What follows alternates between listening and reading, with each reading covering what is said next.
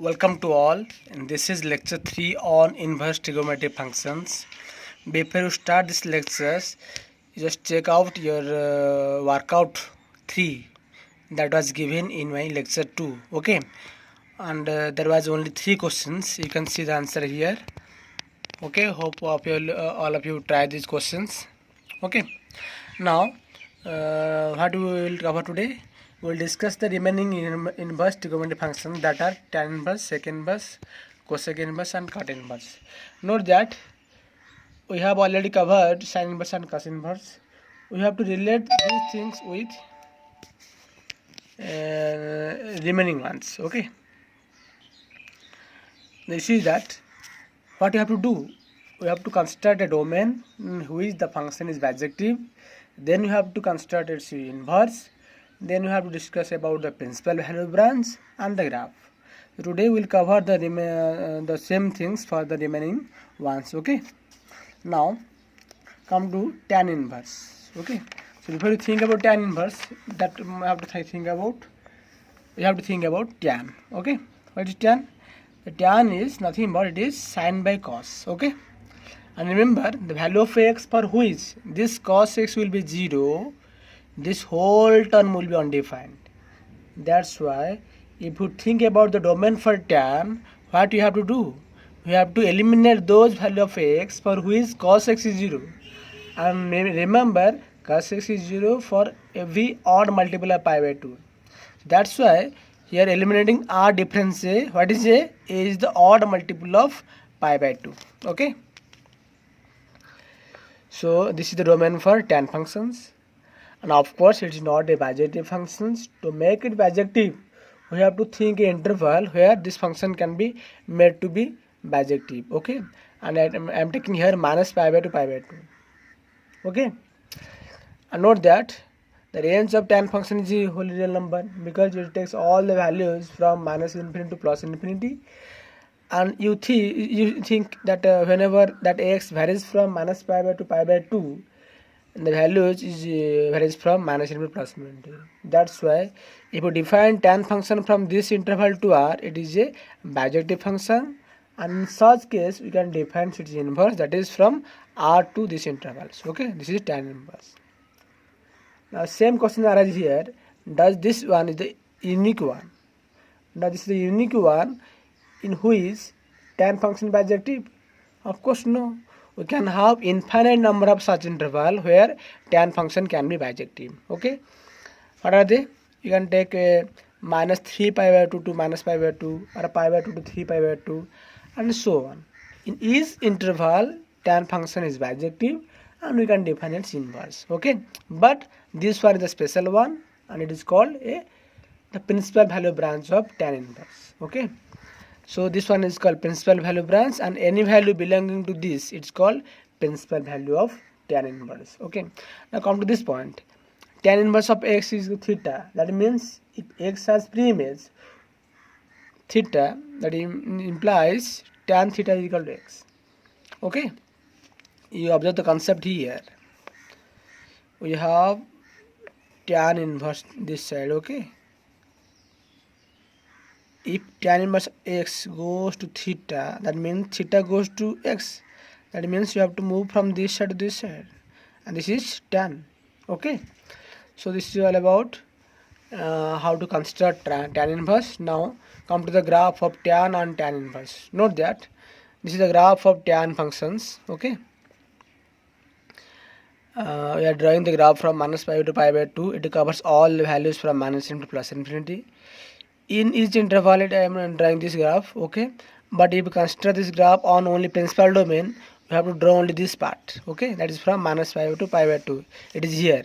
Okay, this is graph from minus pi to pi by 2, and it goes from minus infinity to plus infinity. If you try to draw the diagram of or the graph of tan inverse, it is like this. On x-axis I am taking the whole real line, and here it is minus pi by 2 to plus pi by 2. It goes to plus infinity, and this goes to minus infinity. Okay, so this is the graph of tan inverse. Now come to cot inverse. So remember For cot inverse you have to think about cot. Okay, then what should be the domain for cot? Remember, cot x is nothing but it is sin x by cos x. Okay, sorry, cos x, sorry, cot x is 1 cos by sin. Okay, this is cos by sin. So the value of x for which this sin is 0, we have to eliminate it from real numbers. Okay, because for if this will be 0, this whole term be undefined. That's why we have to eliminate those x for which sin x is 0, and you know that the sin x is 0 only when that x is a multiple of pi. So we are eliminating all multiple of y from real numbers, and that should be the domain for cot functions.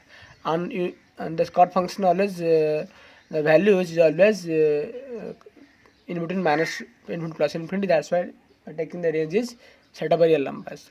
And of course it is a not a bijective functions. To make it bijective we have to take a intervals where we can make it bijective. Okay, I am taking here the 0 to pi, and you can take any other interval like pi minus pi to 0 or pi to 2 pi. In each interval this cot function is bijective, because in this interval it cot 0 is goes to in infinity, and this is goes to minus infinity. So it covers all the values of from minus infinity plus infinity, and it is a bijective functions. So we can define its inverse. So now what do we get? Cot inverse is from real number to 0 to pi, and this 0 to pi, this one is called the principal value branch of cot inverse. Okay, and you can note this one, cot inverse of x theta. This implies cot theta is equal to x, and you try to draw the right diagram of cot. From 0 to pi it covers from infinity to minus infinity, and it is a cot inverse. This is the diagram of a cot inverse. Okay, now come to sec inverse. So have to think about sec. Sec is 1 by cos. Okay, so sec is 1 by cos means if you think about the domain, that means we have to eliminate those x for which cos x is 0, and cos x is 0 only when that x is a odd multiple of pi by 2. That means you have to eliminate odd multiple of pi by 2 from set of real numbers, and this is the domain of sec functions, and it goes to this one. What is this? This part is from minus infinity to minus 1 close interval union 1 to infinity. So why the range of sec function is like this?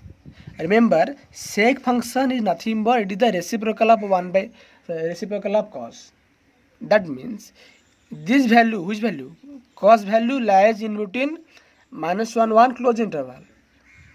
Then its reciprocal is always either greater than equal to 1 or less than equal to 1. Remember, if certain value x, some value that is in between minus 1 close interval, then definitely its reciprocal is always either greater than equal to 1 or that one is less than equal to 1. Exactly same case here. Since cos x is in between minus 1 close interval, its reciprocal is always either greater than equal to 1 or less than equal to 1. Okay, and we can add here like r difference minus 1 open intervals. Okay, this one is nothing but r difference minus 1 open intervals. Okay, so now this is of course not a bijective functions. We have to take an interval where it can make to be bijective. Okay, I am taking here 0 to pi difference, the set containing pi by 2 only. So whenever that x varies from 0 to pi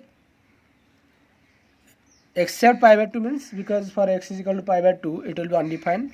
So we are taking for sec function 0 to pi close interval except set containing pi by 2, and in this interval sec function is bijective, and we can define its inverse. Okay, and this one is called principal value branch of this, and you can observe this one also. Okay, you will think about the graph, it covers all the values, goes to from this value is greater than 1. Okay, you see the graph above 1, and this one is minus 1. That means this the graph is definitely below minus 1. Okay, this is the graph of sec x. Okay, and this is the graph of sec inverse. Now come to cosec inverse.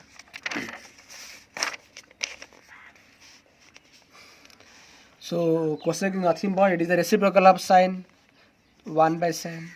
Okay, if you think about domain of cosec, that means you have to think about this. What is sin x? If this term will be 0, this whole term will be undefined. That means you have to take those value of x for which this part is non-zero, or we have to eliminate those x for which sin x is 0.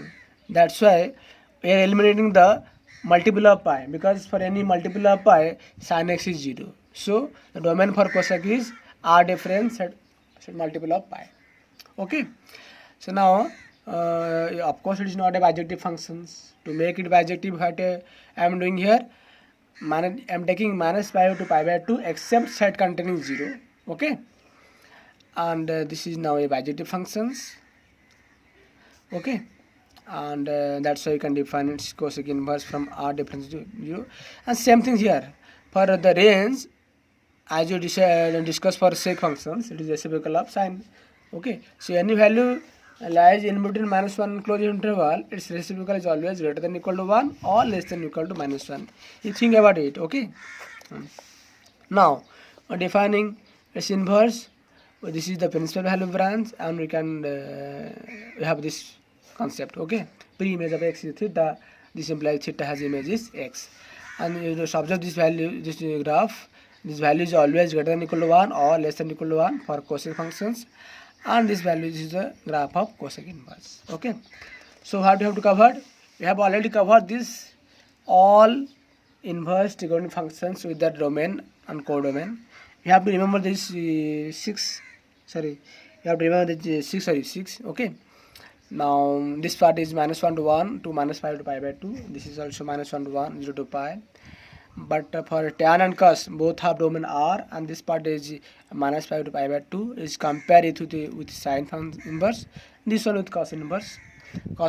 Now the sec inverse is both have r difference -1 open interval, and this part compare with the cos inverse and compare it with the sine inverse. Okay, so this is a workout for your homework. Okay, these two are most important. And for y is equal to sin x, what are the intervals we can take instead of 0 to pi difference set containing pi by 2? What you discussed today, I am taking 0 to pi difference set containing pi by 2 for sec functions, where sec function is bijective. But instead of this, we can take infinite number of intervals where sec function is bijective. So what are they? Okay, similarly for cosec x, instead of this, what can I take for these intervals where cosec function can make to be bijective? Okay, you try these two problems, and these are the value to find the principal value. Okay, we'll continue the properties of cosec, properties of inverse functions in the next lecture. Thank you.